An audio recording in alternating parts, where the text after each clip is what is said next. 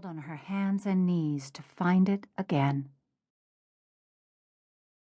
Nick Lowry entered Amy Reynolds' life again on a day seductive in its ordinariness, lazy in its soft family comfort. Late autumn sun washed the parked sport utility vehicles, motorhomes, and Coleman grills in a honeyed afternoon light. The pungent smell of barbecue and grill smoke mingled with the earth-warm aroma of crushed leaves.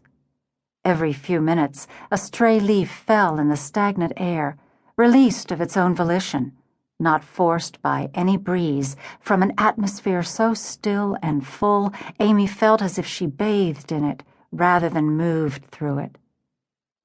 Through the afternoon, Amy's limbs felt weighted and luxurious. Days like these, tepid fall days at Saxton University, brought to her heart the same impression every year, a longing, an odd misplaced sense of loss, yet also of promise. So it was a universal setup, her heart already languid and expectant. Amy stood with her husband Phil on the same tailgating patch of grass they had for 23 years of home football games, a tradition of cheeseburgers, cold beer, potato salad, Chardonnay, and old friends. Today was the day they would meet their son Jack's first serious girlfriend. Jack spoke little of this girlfriend, and yet he talked much more of her than of anyone he'd dated. Amy only knew her first name, Lisbeth, and she thought the name presumptuous, uppity, as if the girl had named herself at birth.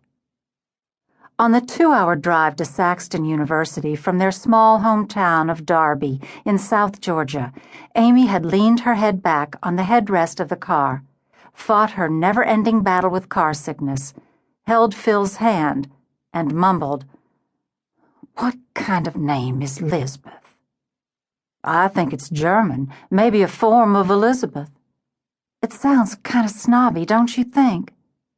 "Aim, let's not judge her before we meet her." You're right. I'm defensive already, sorry. Jack is just so special, so different, so much more mature than other. You wouldn't be a little prejudiced now, would you? Phil squeezed her hand, playful, yet understanding her complete love for their son. It was the same way she loved her entire family, husband, son, and daughter. Her love a transforming filter to any average quality. Phil pulled her hand to his mouth and kissed the back of it.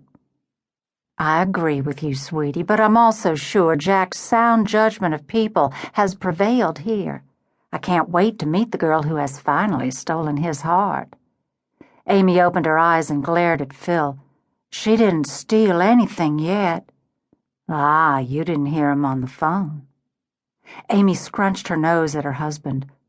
Phil was right. She was prejudging this girl whose last name she didn't even know. "Well, I wish we could have come last night. Her parents were here, and they wanted us to go out to dinner." "There was no way I could miss yesterday evening's meeting, Amy. We've been over this." I know. Doesn't mean I don't wish you could have. Who works till 8 o'clock on a Friday night?" "My boss, and therefore me."